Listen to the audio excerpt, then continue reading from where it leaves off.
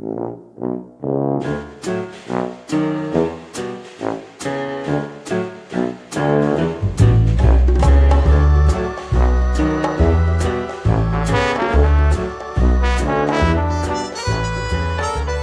as always for tuning in, friends. Welcome to another episode of Coming Up Next, the podcast.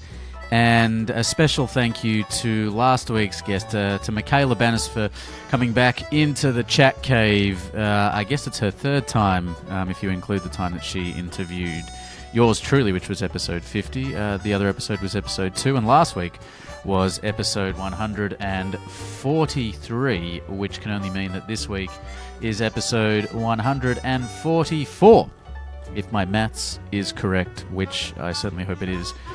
If you're not already subscribed to the show, meaning you haven't heard last week's or any of the other episodes that I mentioned, you can subscribe to the show at comingupnext.com.au. There are links to Stitcher, to iTunes, and to Podbean, so there's no reason why you can't have this show downloading into your pocket each and every week.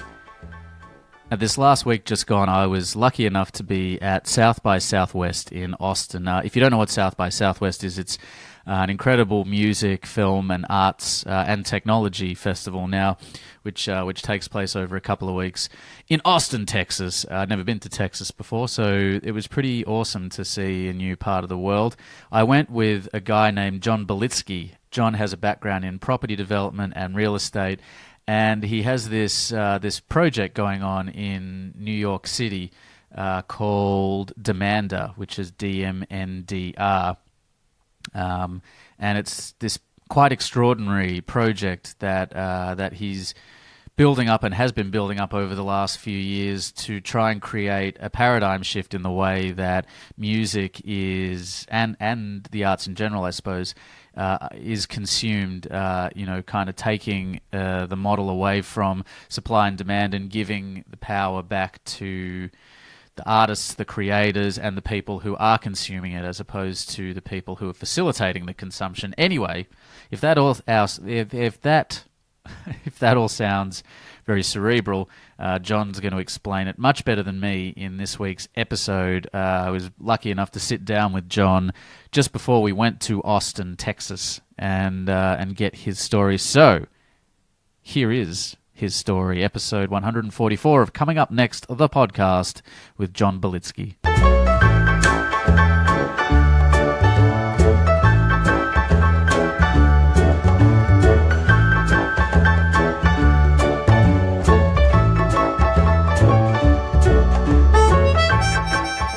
Where are you in London? At the moment, I'm in Chelsea. I was in Dalston for a while. And I've been back and forth to Australia a lot in the last sort of 9 months, trying to finish up on a documentary project over there. Another one? It's kind of what Nick sent you is like I guess it was like a TV special, so it was like a fundraising sort of piece that we made. But I've been I continued filming the story after that as well as having filmed for about 2 years before the unicycle trip around. So there's like a much bigger kind of story it's kind of the real story, I guess. And did it break them? It's certainly taking its toll. It's a peculiar thing. It's a really peculiar thing. Success, or what people think success is a very, very, very strange thing. Like, it has a profound effect on people. Like, I don't think people are ever really ready for the kind of success they think they want. I don't think they know what it is that they're working for. I think they just have like some obscure notion that they want some kind of a notoriety. They want something, and they just work towards it. And it's really fucked up when it happens. I don't think most people are prepared for it. I had to touch with it, and it was terrifying. I hated it. I took this cab ride. Did Nick tell you about this? He mentioned something about a cab ride from New York to LA. So I took this cab, right? And it was most of it was like a fuck you to my buddy who decided to move to Berlin. So our mutual best friend had his birthday, and he was like staying at my house. I'm just like, we're just gonna fucking do this thing. It's like absurd. I'm getting this cab, and like he's gonna miss out. You know, it's like punishing him. It's like, you want to move to Berlin? You move to Berlin. We're gonna do this thing. It's happening over here. And when the news media just like got a hold of this thing, it became its own life. It had its own thing. So like on these news forums, people were calling me like this racist exploiter of Bangladeshi cab drivers. Like it was obscene. Like people were saying they want to kill me, like for like nothing. I'm just like, what the fuck is wrong with people? Like why? Like what have I done to you? Yeah. And you can't be prepared for that. What was the premise of their accusations? Like why were they? Nothing. Yeah. The internet has no premise. Yeah. The internet has no premise. Yeah. The internet is just a blind man just like rambling through space. Like it's unbelievable. It is the most random thing. But at the same time, it's predictably violent and irrational and contrary to everything we experience like out here in real space.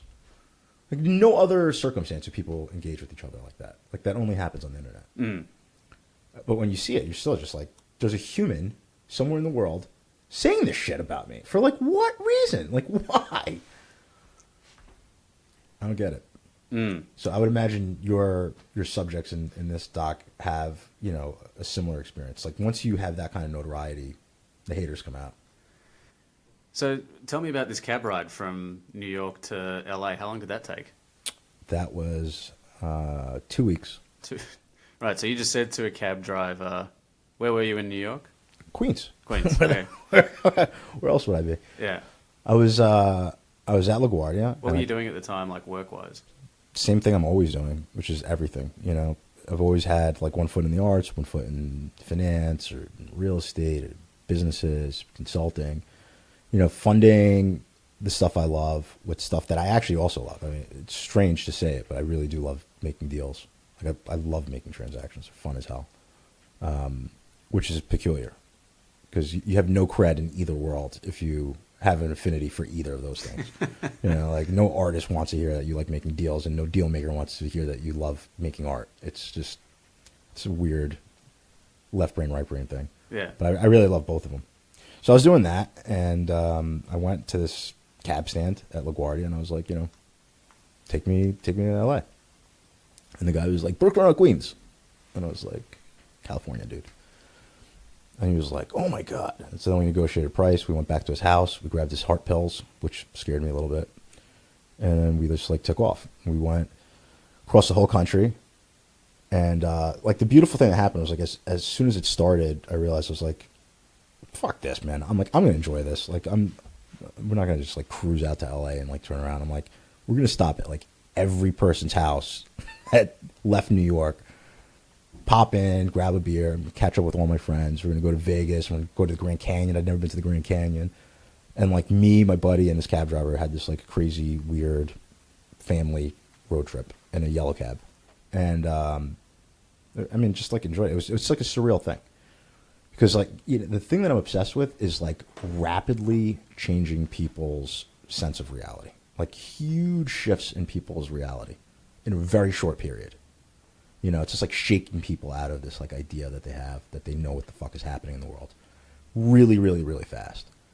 And so when you're in Iowa, in cornfields, and you're like taking your kid to, football practice, and you see a yellow cab rolling down your street, people are like, what the holy fuck is that? Like that doesn't make any sense. So like people would be beeping, chasing us, and they'd pull us over. We go to a gas station, and people would be like, I've never been in a cab in my life. And so like we'd just drive them around, and they'd be like making phone calls, like, I'm in a yellow cab from New York City. It's fucking great.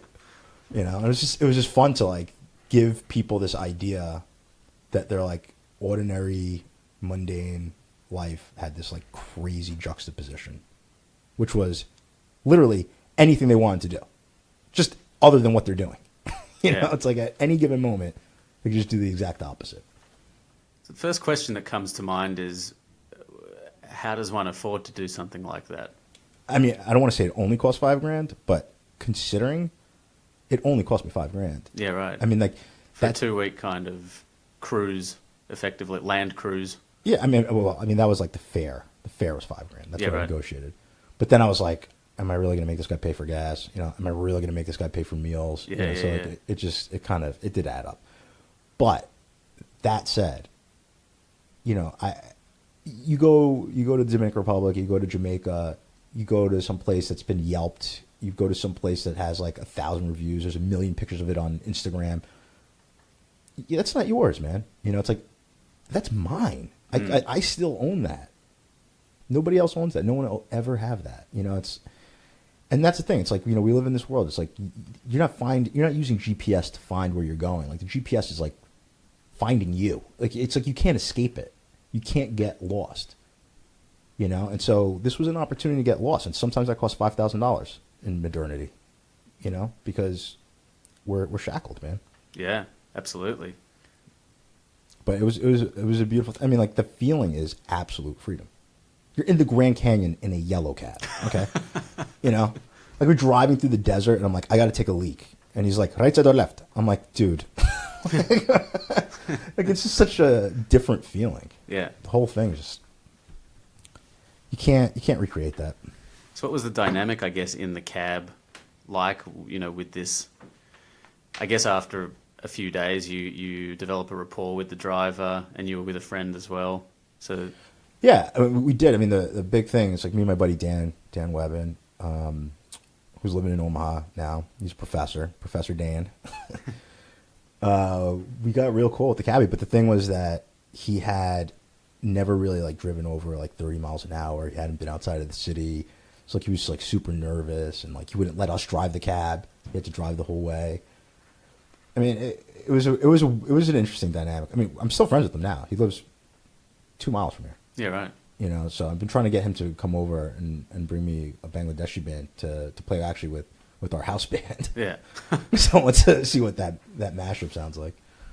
But yeah, it was a weird thing. But also, you know, like you were saying about your Australian documentary folks, like he became a celebrity, like literally a celebrity. Like when we got back, we had a huge party that, you know, Queensborough president was there, and the whole Bangladeshi community came out. We were given awards. I mean, like, we were greeted at the airport with signs. I mean, like, we got flown to London. We got flown to L.A. again to be on the Lopez show. We were on, like, you know, every single TV show. So he came home, and he was, like, this celebrity, and he was aware of it. You know, like, when we were traveling, you know, out west, he became aware that people were following him. You know, and this was like something that was somehow important to people to follow. Yeah. And that was a really weird thing. So you were using social media to, I guess, keep the story flowing from a kind of, I guess, an external narrative point of view? I mean, look, we were really shit storytellers. You know, I mean, we were kind of like nascent storytellers. Like I'd never really used Twitter before. Like the whole new media landscape was very, very, very new to me. And so we were terrible at it. We're just like, we're here, you know, and like we're just kind of having fun. And still to this day, it's like I don't really put my personal life out there, you know, for mass media consumption. That's not something I do. So we didn't do that. So the narrative wasn't so compelling. Right.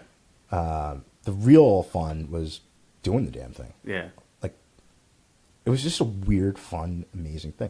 I love the Coen brothers, you know, obviously, if you're a film guy. We stayed at the motel from No Country for Old Men. That's cool. You know, so like we found the motel and went there. It's outside of, I think it's Las Vegas, New Mexico, I think. Not Las Vegas, like the other Las Vegas. It's like this. I didn't even know there was another one. It's miserable. Like it's like this meth-riddled, horrible.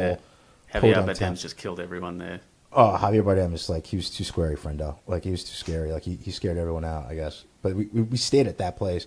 The guy who ran it was this crazy, meth-addicted Irani guy who was screaming 9/11 at me when we checked it. I mean, like, everything was, like, surreal and bizarre. Every step of the way. It's like you show up with a yellow cab, different things happen to you. Yeah, I bet.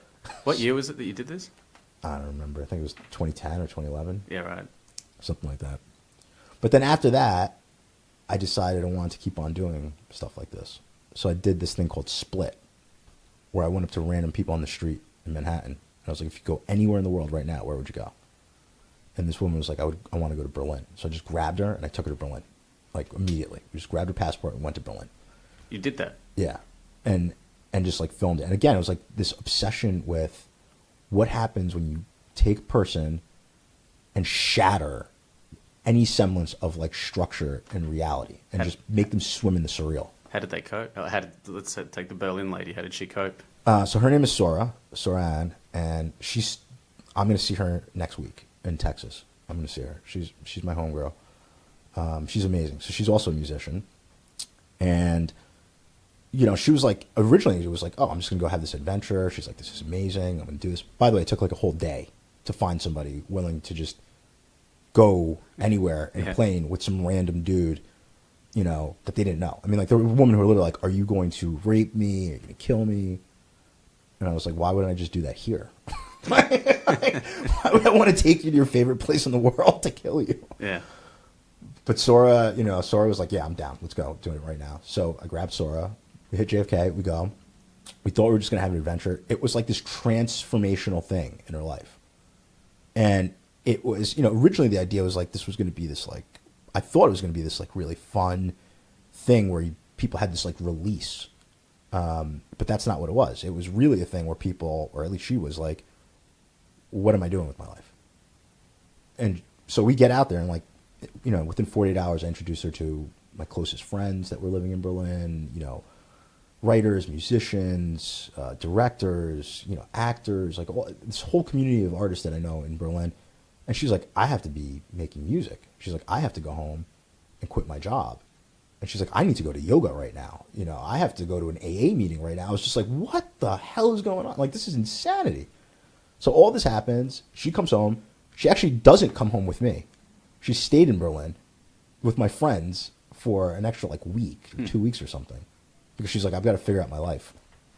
Comes back, quits her job, becomes like full-time musician for a while. Ends up moving back. She ends up moving to Germany for a while, and then LA and Texas and God knows where else. Like, she just moved around, but like she completely gave up her life.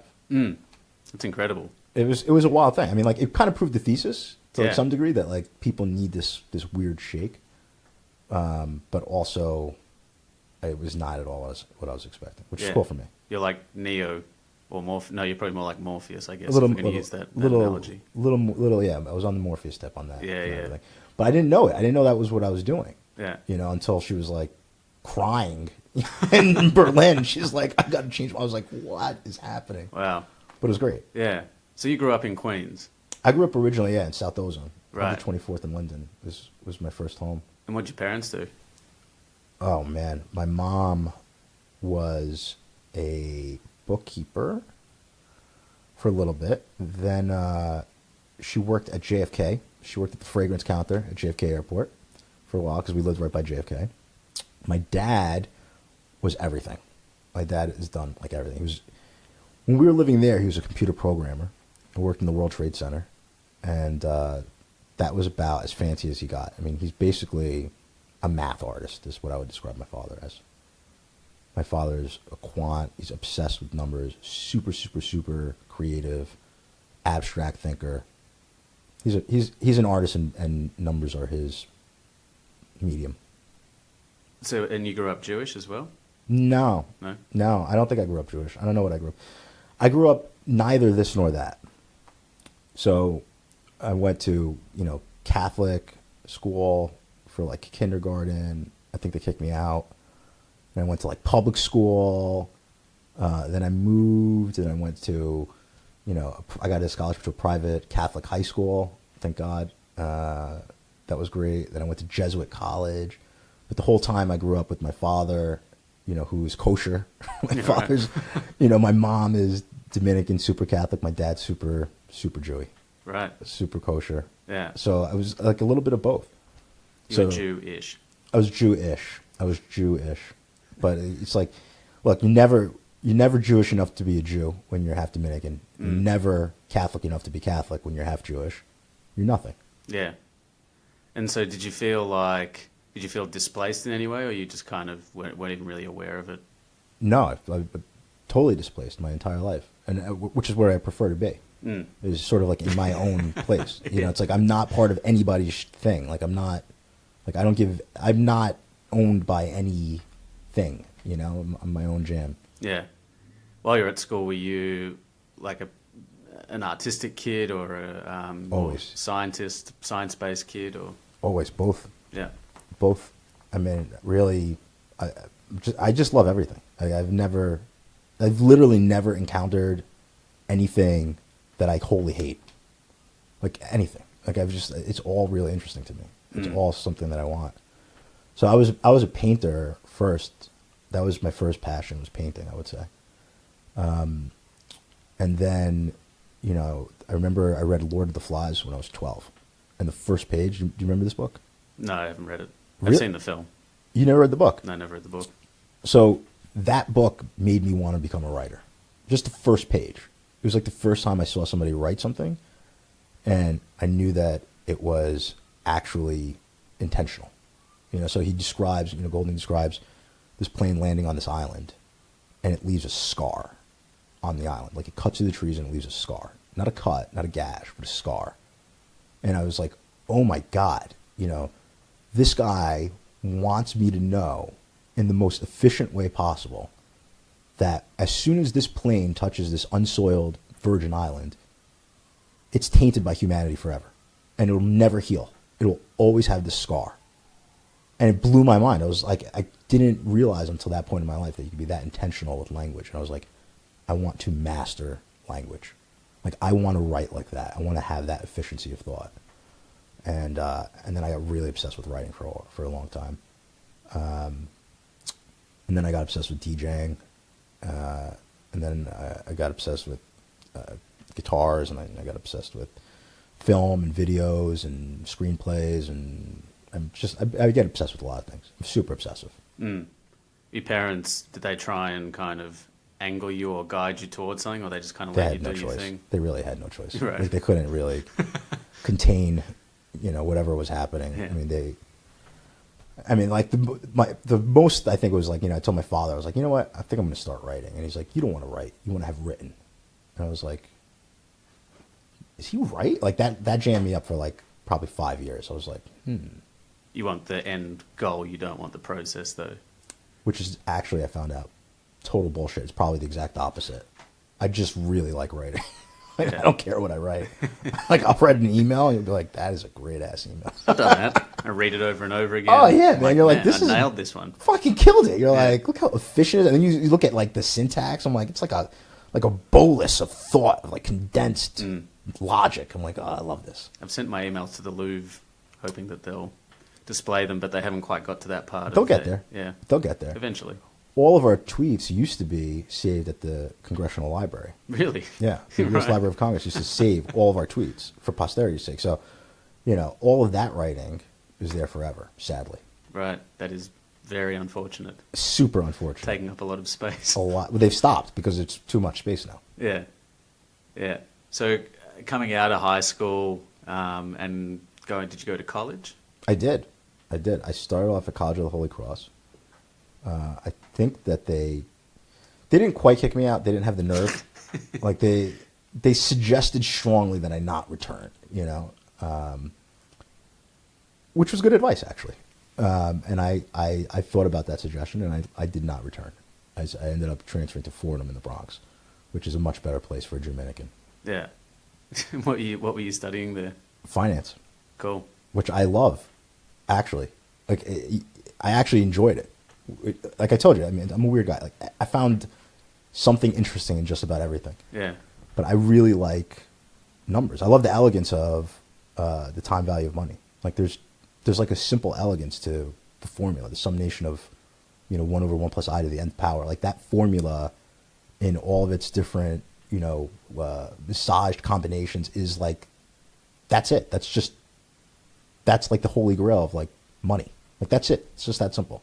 What does that mean? I have no idea what that means. It means that as an interest rate stays fixed over n period of time, that the value of that money deteriorates. And so it really becomes a question of what your discount rate is or what value you apply to money, which is also not objective. It actually is a subjective thing. You could peg it against things, but there's an actual art to finance, to determining value. What is the value of time and what is the value of money? That is fundamentally the question of finance. And it's not black and white. You would think it is, but it isn't. And so when you make deals, there's a great deal of creativity that can be exerted if you really, really, really understand those variables. It's not different than, using red or green, or, playing a major or a minor chord, or, using a telescopic lens and pushing in or pulling out. It has the same effect if you understand the material. Right. So why was it that you decided finance was where you were going to start channeling your energy at that point in your life?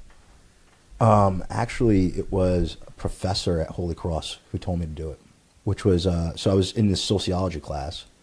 It was actually a liberation theology class. And my professor was this woman. She pulled me aside and she was like, listen, all people do in this field is study shit that they already know and then whine about it. It's pathetic. She's like, just go, explore your Jewish side, get into business, make money, and figure out, what you want to do from the outside, understanding all the things that you would want to change. She's like, you have no place in this. This is not for you. And she basically was like, look, she went through every civil rights activist, every single one of my heroes in life, and she was like, all of these people had no fundamental understanding of economics. They really didn't.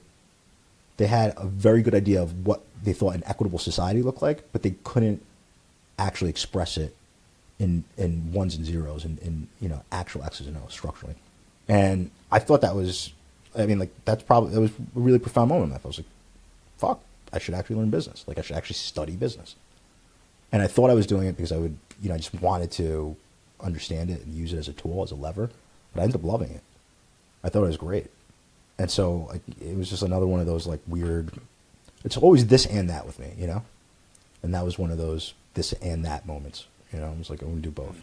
When did you then sort of bring things full circle to come back to your more artistic side and start kind of integrating that? Well, so I started doing these deals, and I'm in this super white and Jewish corporate world in Midtown Manhattan in a suit every day of my life. Yeah. Or literally this guy was teaching me, this guy literally pulled me aside and taught me how white people shake hands. You keep your elbow tucked in, you shoot your hand out so that, you turn your hand slightly so that, it was a whole thing. Right. He was showing me the mechanics of how you shake somebody's hand. I'm like, is this guy serious? Is this fucking happening right now? Is it like a power move? Yeah, I was like, what is this? And then people, telling me where to get my shoes and how to do my hair. It's so pretty soon they're trying to assimilate you into this corporate culture, you know, and wean you to be, this homogenous homosexual hired bot, basically.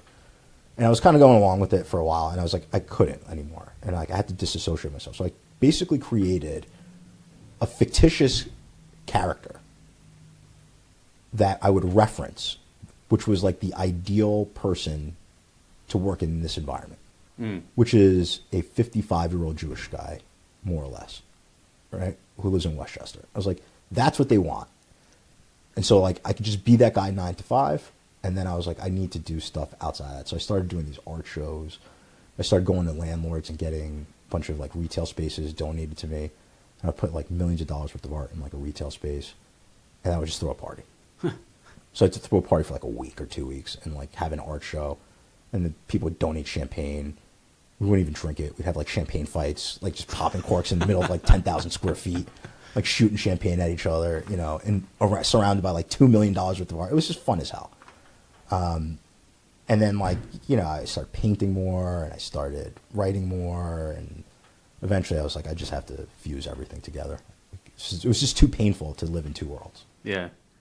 And so where we are right now is this amazing warehouse space in Queens that you've established, I guess you were saying about 5-6 months ago, as this kind of, well, I'm not even, how would you describe the space?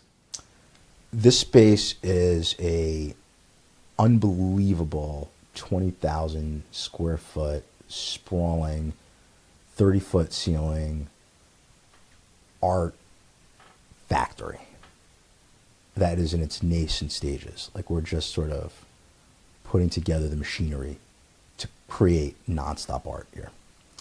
And it's basically the culmination of everything I've ever wanted to do in my life in one place. You know, it causes me to write, shoot film, shoot photographs, paint, you know, make music, make noise, like everything I ever wanted to do inside of a very well-financed, large piece of real estate. It's basically the culmination of all my life efforts, I think. Yeah.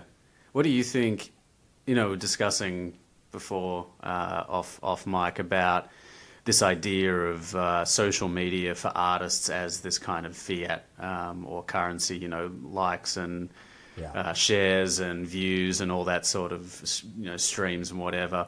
And this notion of, I think it's a fairly modern idea of the artist as an entrepreneur as well as a creator, having been taken sort of too far and being disempowering to the artists. I think it's the worst. I think causing artists to be publishers and to be writers and to be marketers and publicists and everything else in the world on social media in exchange for the fiat currency of likes and views and streams is the most nefarious idea I know of in modernity. It is unbelievable. I can't believe that people do this. I took my kids to Chuck E. Cheese. Have you ever been to Chuck E. Cheese? No, I've not. You've missed nothing. It is the absolute worst experience of your life. So you go into a place that is terrible, filled with terrible kids that are just like consuming like vast quantities of sugar and soda and like making noise and playing machines. But they make you trade your dollars when you come in for their Chuck E. Cheese currency. And the reason is, obviously, like once you give someone $1 and they give you 4 or whatever back, coupons or raffles or whatever the case may be, you no longer equate this new currency to its derivative currency, which is your dollar. And so you spend it more wantonly because you lose track. I mean, that's the idea. And it works. And that's exactly what YouTube and Facebook and all of these companies have done. They've convinced people that likes and views are a currency that is equal in value in some way to your dollars or your time. And it's not.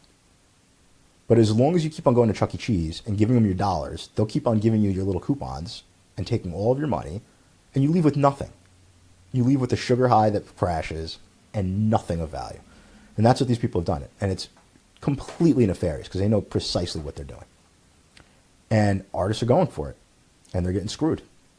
They're getting screwed every single day. So how do you propose to change that with this space?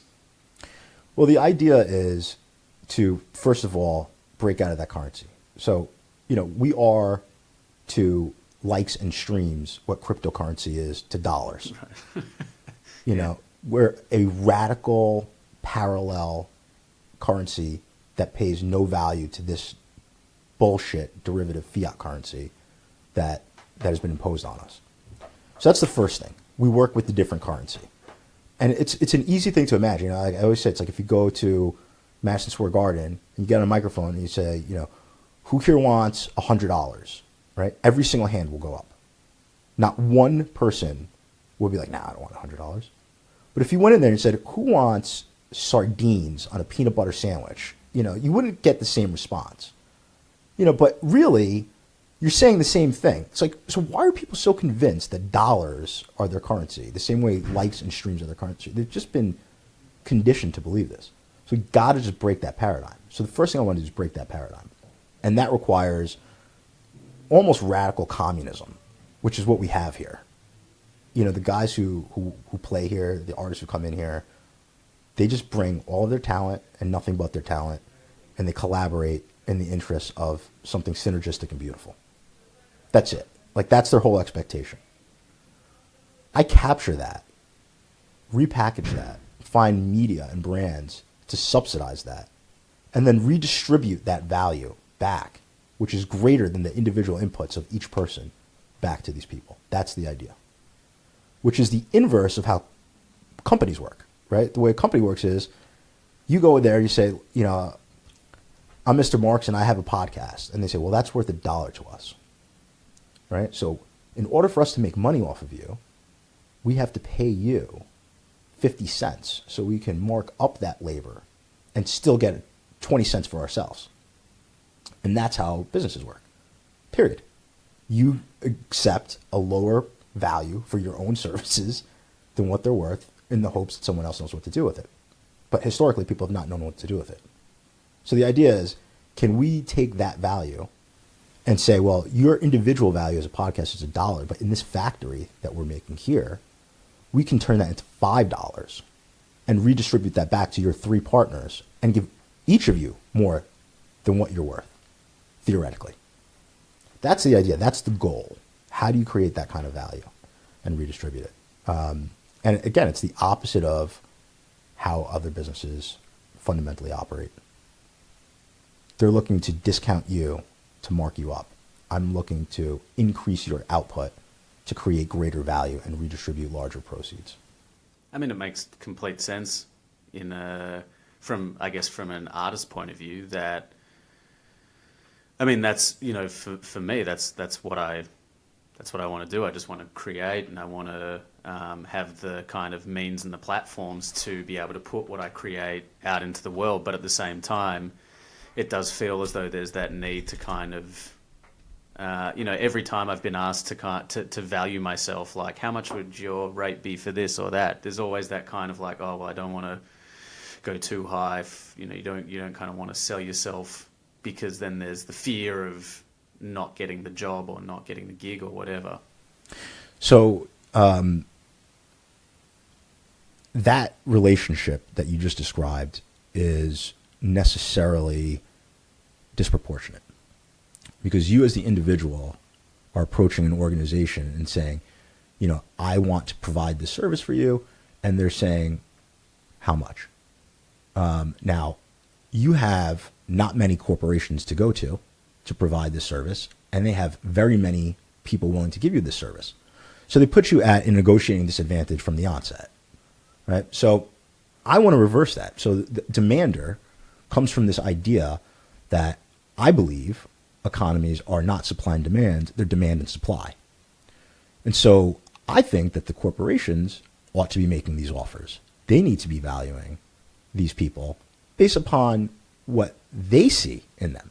And so that you, as somebody who provides this service, can look to them and say, you're incorrect. You've misvalued me. And you have that power when the negotiation is turned on its head, where it rightfully belongs, right? Because they can fire you at any given point, but you can't fire the corporation. You can't fire Disney. Yeah. It doesn't work that way. Yeah. And so I want to switch markets up so that they make sense for modernity, because the way markets work, we always hear about supply and demand, and that's a Keynes era like construct. It's like back when it took like disproportionate amounts of money to create a factory, to create a good. Supply was really meaningful because you couldn't just like make a TV. Well, now we all have a TV in our hands, and there's people who turn a Raspberry Pi into a cell phone, and making things, supply is not as meaningful anymore. But demand is. You can make 1 billion iPhones tomorrow, but you won't sell 1 billion, which is why you don't make them. So really demand is driving the transaction. So how do you prioritize demand in a way that creates fairness and equity? That's what this whole endeavor has been about for me. Is thinking about the arts as a market from the very beginning. And, it's been 4 or 5 years of just like grinding on this thing and thinking I was crazy. And I don't know, at this point, I'm starting to believe my own bullshit. I think I could do something. I mean, I've spent 40 minutes with you now, and I believe it. Good. I'm on board. Good. How much? How much do I have? No. How much are you worth? You're not supposed to answer. You're not supposed to answer. Right. You have to speak to my people. I'm your people. Yeah. So speak to yourself. I will. I do all the time. I'll be here. You let me know what I'm worth. I will. All right. Priceless. That's right. Priceless. The Marx family is priceless around here. The Marx Brothers, yeah. Well, you've got one of them. I do. Yeah, and he used to... Do I have the best one? I mean, that's a subjective point of view. If you asked either of our parents, they'd say no, but, you know. You know what? I've heard that from both of your parents.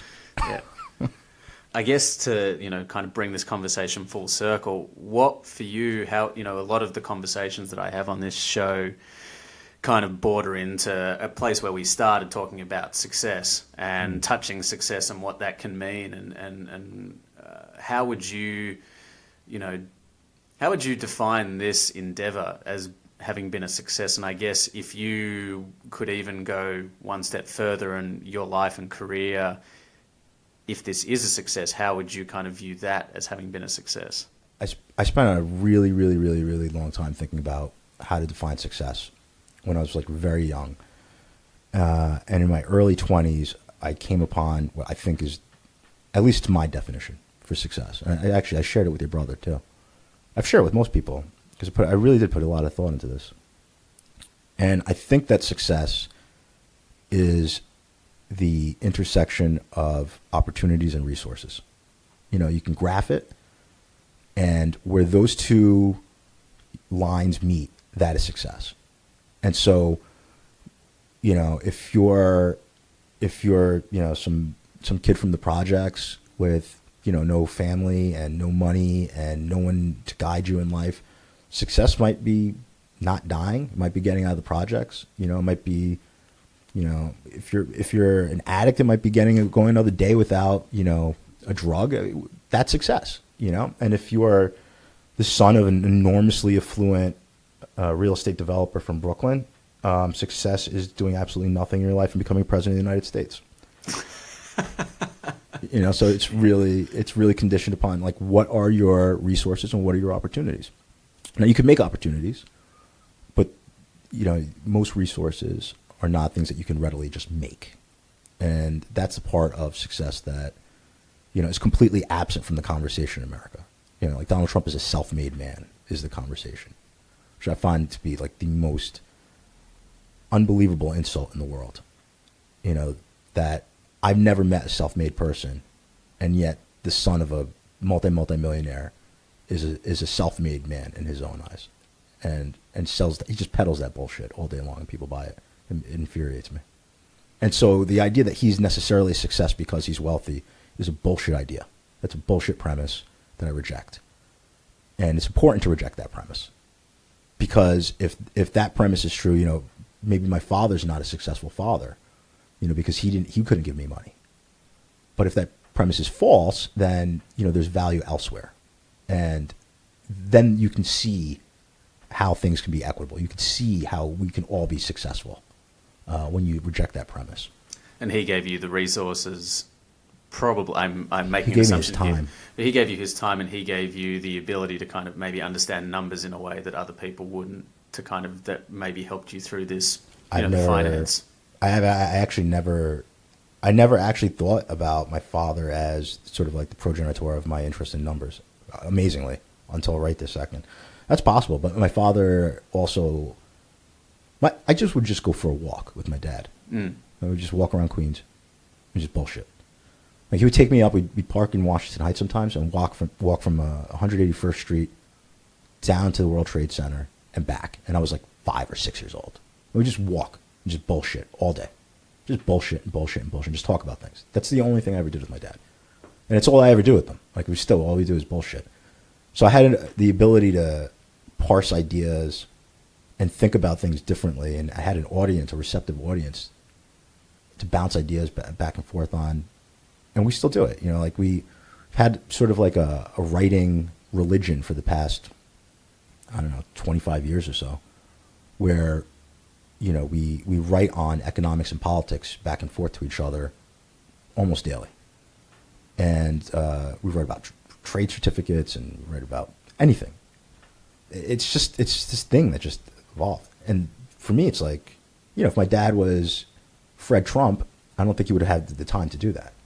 I like the idea that you know, where opportunity meets resources. It's a really great way to frame it, I think. I think so. I mean, I'm proud of it. It took me a really, really long time. It's not some like profoundly difficult concept. Yeah. But it took me a very long time to really think about, what that means. And it's like someone once said to me that luck is, where opportunity meets preparation. So it's kind of, I guess, in a similar line of thinking, it's like, what are the tools that you have at your disposal, and how hard can you work to be in the right place at the right time? That's right. Well, thank you so much for chatting to me, John. I really appreciate your insights and your thoughts. And DMNDR is the name of the, I'm not sure what to call it. I don't know what it is. We're on some New Jack Media shit. I don't know what it is. We're doing. This is a concert venue. It is a working recording studio. It is a hang. It is a really great hang. Yeah. It's a really great artist hang. We make media. So if any artists from Australia who might be listening to this, or I guess anywhere in the world, because podcasts are universal, where might they be able to find you? They can email me. They can email you? John, John, at DMNDR. That's without any vowels. No, we couldn't afford them. Yeah. You spent all the money we on spent the all of it on consonants. this building. Yeah. Well, John, I end all of my conversations with the same question, and your answer is not allowed to be driving from New York to LA with a cab driver. The question is, what makes you silly? Oh, idealism. Yeah, it's so fucking stupid. It's like I cannot accept anything for what it is. You just have to shatter all the statues and all the preconceived ideas. I mean, if they're silly, Yeah. that idea of attacking silliness is a silly idea. Right. Counterpunching irrationality is irrational, and yet I cannot help myself from getting into a fight with irrationality all the time. It's stupid. Right. And I just do it professionally. Do you consider yourself a contrarian? I don't even know how to answer that. It's because if I did, then I wouldn't be. And I don't know that I want to be. I know that I always end up. I'm on the other side of the trade more often than not. You're right. That's for sure. Yeah. A lot of hopping around. A lot of hopping around. Thank you so much, John. Thank you.